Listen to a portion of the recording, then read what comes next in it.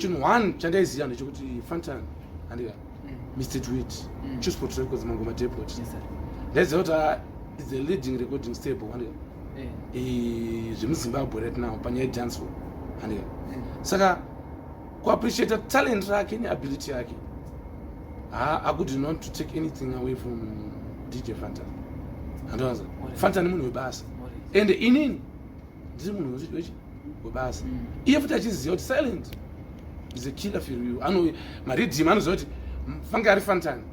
maridhim munhu ndi ndakashanda naye before futi takagadzira mahits akawanda nechillspot records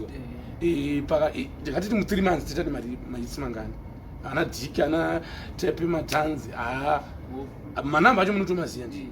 saka you see it's like iri namba randikazobudisa iri hatikati ndo first kubva patanzi tapeace zvakatangira pari rinonzi riya pandikarova vanenge vachindizama